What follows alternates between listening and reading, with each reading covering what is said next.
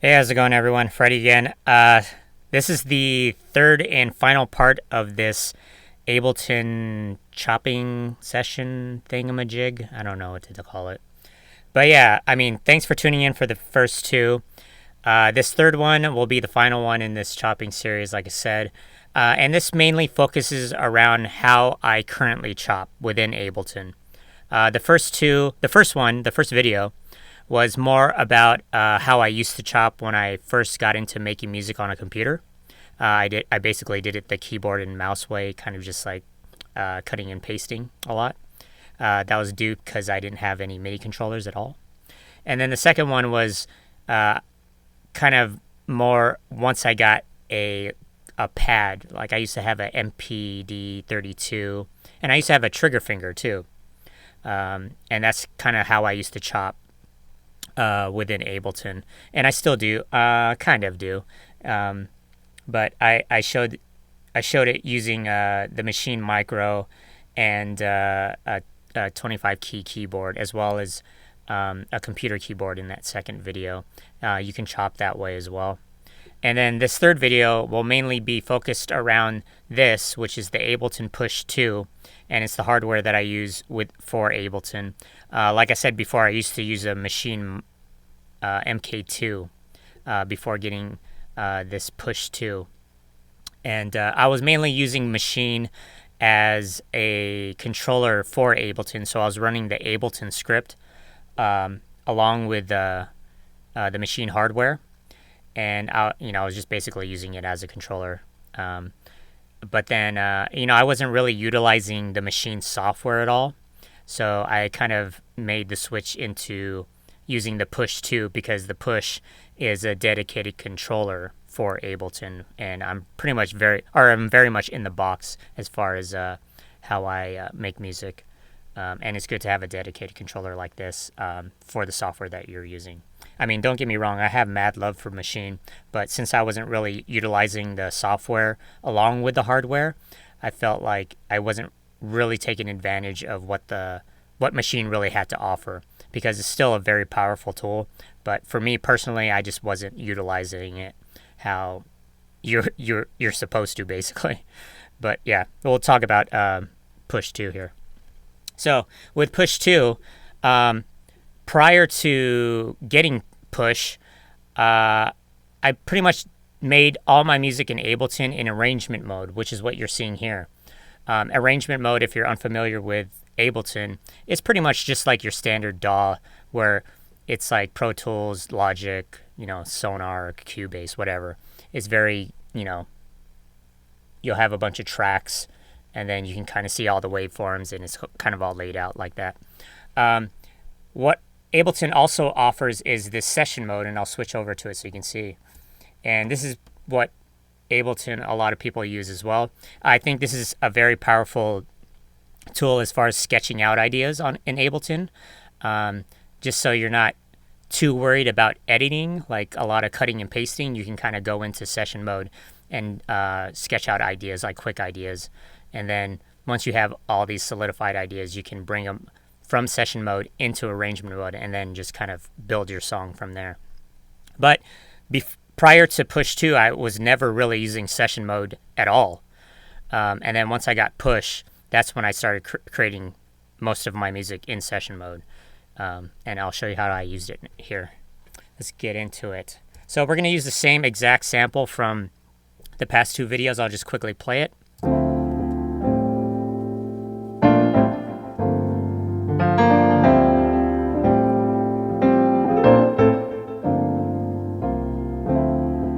Okay, this is the piano.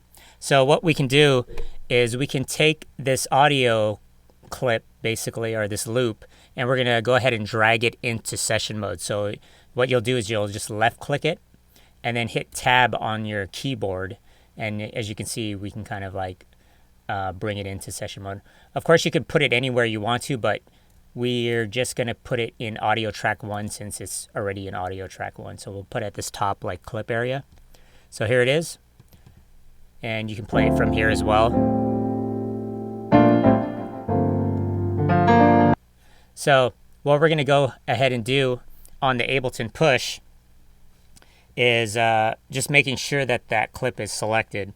Right here, there's a button that says convert on the Ableton Push, and we're going to go ahead and press it, and we get a couple of options here. So we can either convert it to a simpler or a drum pad, and what I usually do is convert it to simpler first. So here it is right here, and if we play it on the push,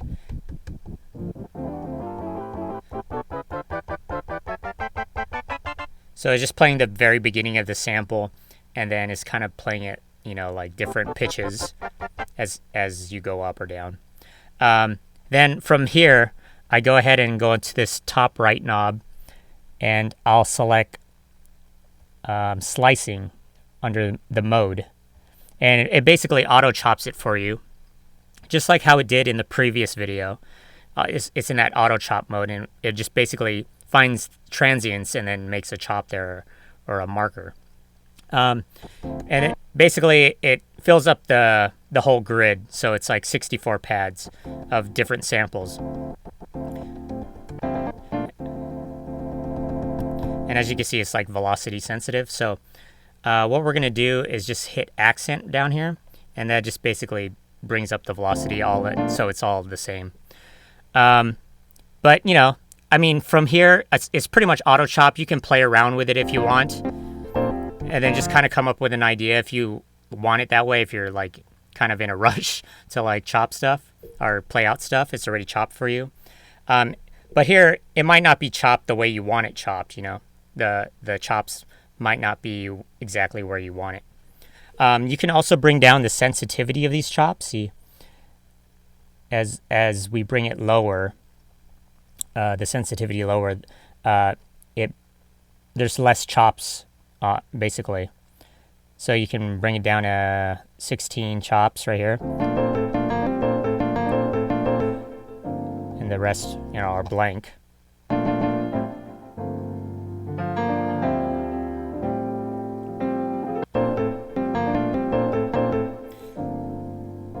Or you can bring it all the way up to 64.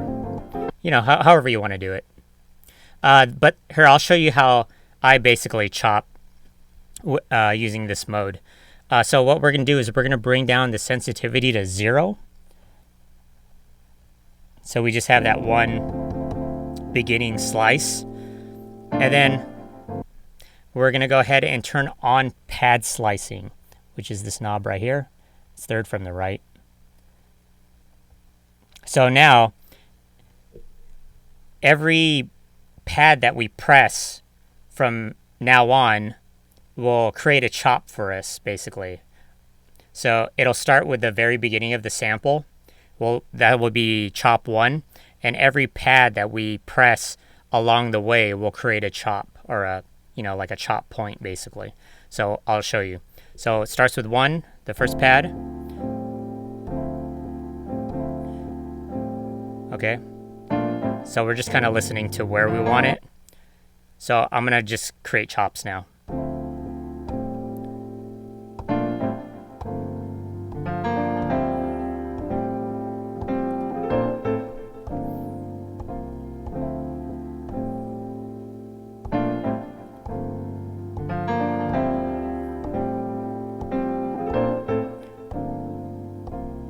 And as you can see on the screen, it's creating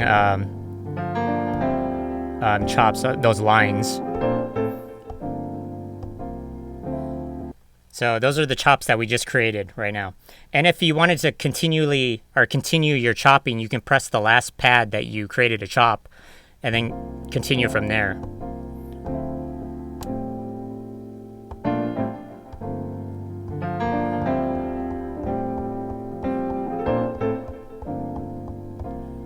So that's basically all the chops that we just created. And that last part, I just kind of like made a bunch of different chops.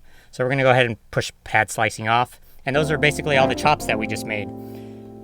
You can use this nudge feature to kind of like do some fine tuning. So if I zoom in here,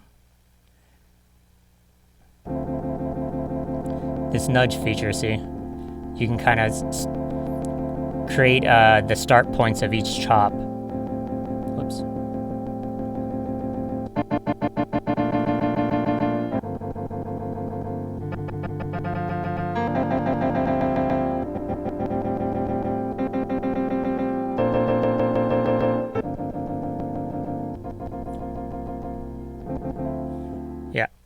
So there.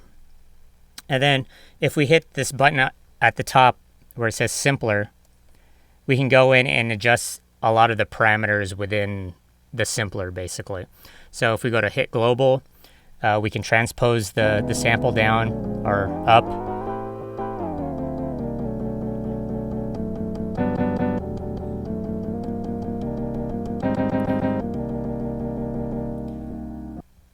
We can take the velocity, just put the volume all the way up to 0. I think the knobs are too sensitive on the push.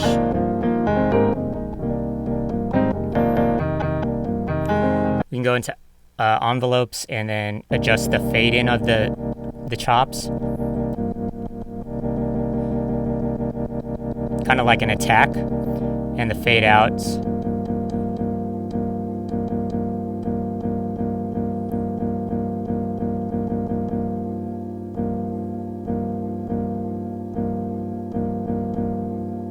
And of course the volume. And then we can also turn on the warping here as well. So if you wanted these chops to be kind of like what's it called, like time stretched a little bit, so they last longer once you press them, we can do that here. See, or shorten them.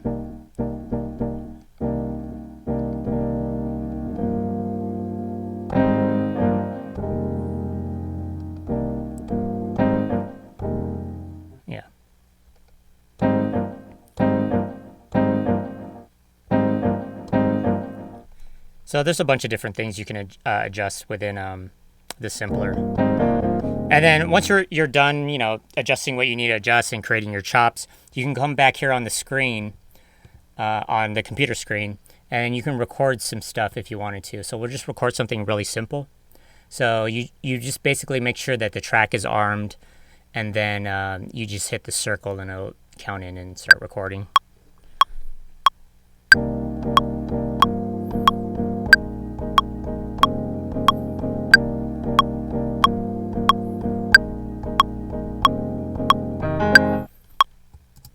So that's what we just created.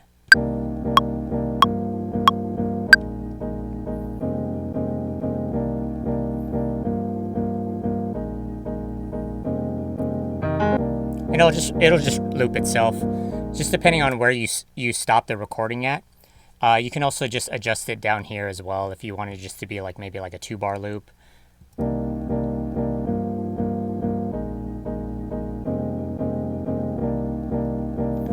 Or a 3-bar loop, or 4-bar loop. You can adjust it. You can adjust all that stuff down here. And then you can record different clips, basically, of different chops. So we'll just record something completely different from what we just did.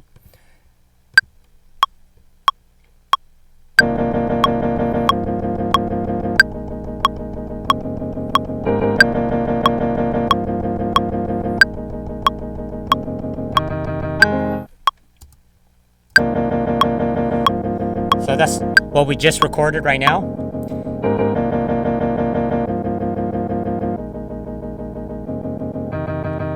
And then this was the first thing that we recorded.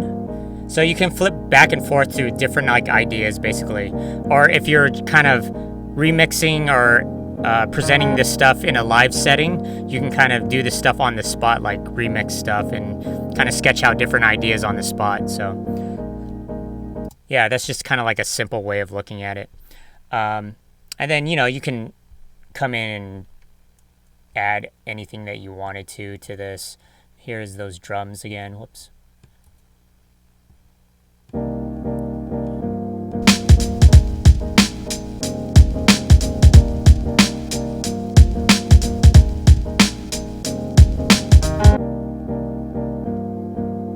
But yeah, you can add a bunch of different clips and ideas within session mode.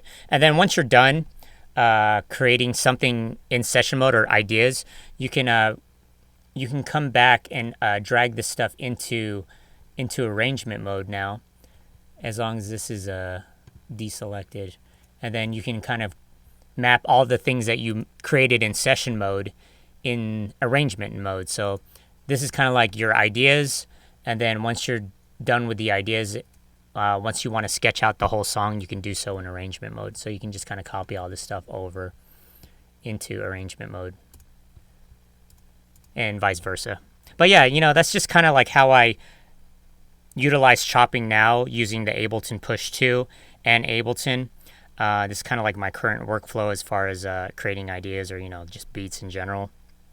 I still definitely use arrangement mode to kind of edit the whole song, like from start to finish.